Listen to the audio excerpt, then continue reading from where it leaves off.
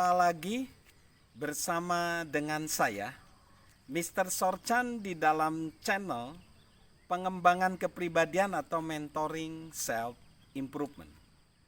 Konteks besar kita adalah perubahan, di mana kita harus hidup menghadapi perubahan. Dan perubahan itu haruslah bersama-sama dengan sesama kita, dengan teman kita, dengan tim kita.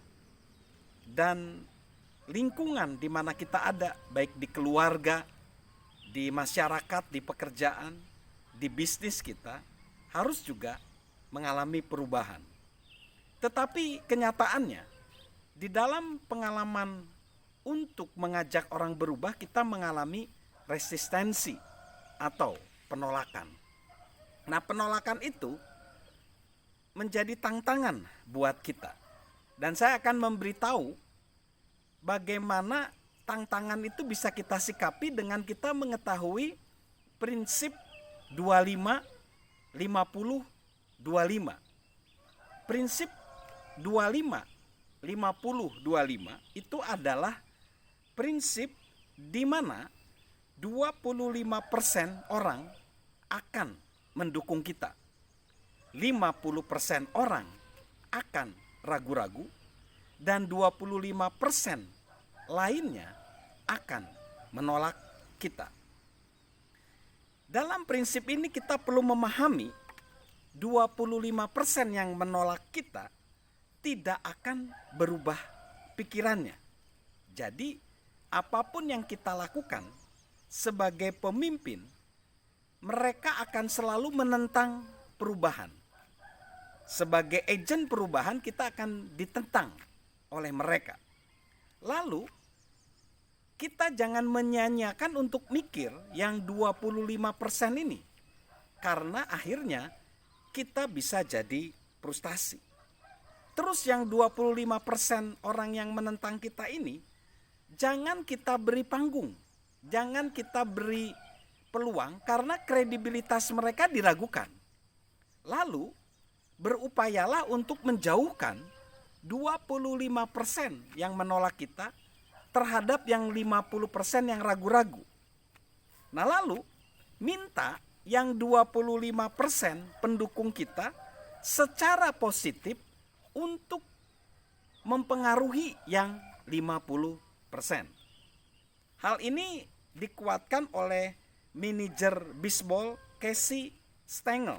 Casey Stengel ngomong, rahasia pengelolaan sumber daya manusia adalah menjauhkan orang-orang yang tidak mendukung Anda dari orang-orang yang masih ragu-ragu mendukung Anda.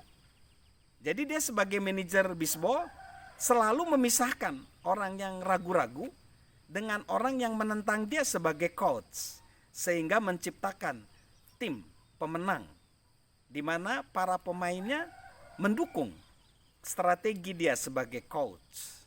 Nah, lalu berikan kepercayaan atau panggung kepada yang 25% yang mendukung untuk berbicara dan membantu kita memajukan organisasi kita, keluarga kita, perusahaan kita atau apa saja.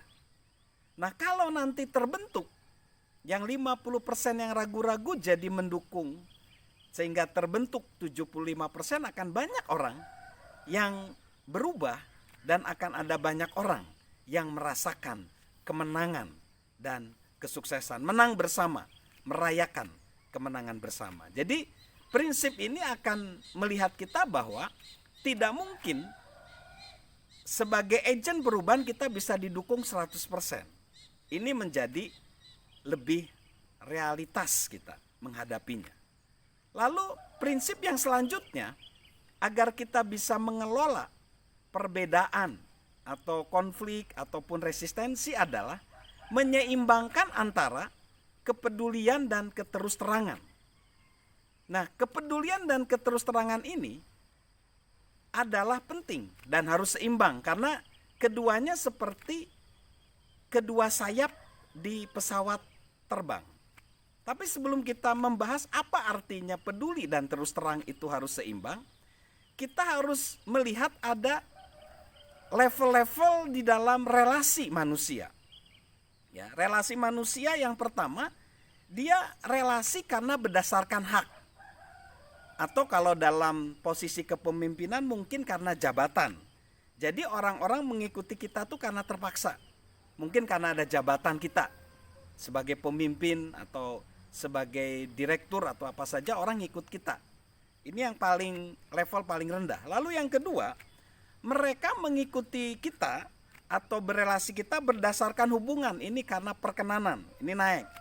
Jadi orang mulai mengikuti kita masuk ke dalam perubahan karena mereka mau melihat perubahan itu baik. Lalu yang ketiga, ini karena produksi berdasarkan hasil. Jadi orang-orang akan mengikuti kita sebagai agen perubahan karena mereka melihat bahwa kita turut di dalam mengembangkan tim, mengembangkan lingkungan, mengembangkan sesama. Lalu naik lagi, ini pengembangan sumber daya manusia, ini levelnya cukup tinggi. Ini berdasarkan reproduksi. Jadi orang-orang ikut perubahan kita karena kita mengembangkan mereka. Lalu yang kelima, ini level puncak, ini berdasarkan penghargaan. Orang-orang ini mengikuti kita karena kita telah membantu mereka menjadi agen perubahan di level yang keempat. Nah, biasanya orang hanya bisa di level 2 apa 3. Masuk ke level 4 dan 5 susah. Karena apa?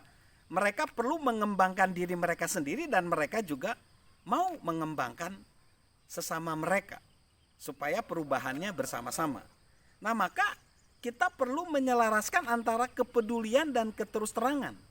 Kenapa? Karena kalau kita peduli tanpa terus terang, itu nanti relasinya jadi nggak rukun. Nah, kalau kita terus terang tapi nggak peduli, relasinya jadi renggang. Nah, kalau kita peduli seimbang dengan keterus-terangan, nanti relasinya jadi berkembang. Seperti tadi saya katakan, peduli dan terus terang itu seperti dua sayap di pesawat. Jadi nggak bisa satu sayap aja untuk terbangkan pesawat. Nah, saya akan menggambarkan lagi bahwa kepedulian itu adalah kita menghargai orang. Tapi kalau terus terang itu menghargai potensi orang. Kalau kepedulian itu hanya membentuk relasi. Tapi kalau keterus-terangan mengembangkan relasi. Kepedulian itu mengurangi kelemahan. Tetapi kalau keterus-terangan memunculkan kekuatan. Kepedulian itu memberi kenyamanan. Tapi keterus-terangan itu memberi motivasi. Kepedulian membuat tim sesama menjadi senang. Tetapi keterus-terangan membuat tim menjadi lebih produktif. Jadi di sini kita memperhatikan bahwa kita perlu menyeimbangkan kedua hal. Kita tidak hanya cukup peduli. Kalau peduli kan tadi cuma menghargai, membentuk relasi, mengurangi kelemahan, memberi kenyamanan dan membuat sesama senang. Tetapi kalau keterus-terangan itu akan lebih tinggi levelnya. Bukan hanya menghargai, tetapi kita menghargai potensi orang. Kita lihat potensi orang. Lalu mengembangkan relasi itu, memunculkan kekuatan, bukan hanya mengurangi kelemahan ya, memberi motivasi dan juga memunculkan tim sesama kita jadi produktif. So, jadi dari sini kita melihat bahwa sebagai agen perubahan, kita perlu menciptakan satu lingkungan di mana kita bukan hanya menjadi orang yang menyenangkan orang lain atau menyenangkan sesama, tapi kita jadikan orang-orang tersebut, kita motivasi untuk mengembangkan kepribadian mereka sendiri. Nah, bayangkan kalau tim kita, orang-orang di sekitar kita sama-sama berkembang, maka sesama itu, lingkungan itu, tim itu akan menjadi tim yang berubah, tim yang pemenang, dan perubahan itu akan terjadi di lingkungan kita. Nah, kalau lingkungan berubah, siapa yang senang? Orang-orang tersebut senang, lingkungan senang, dan kita juga senang.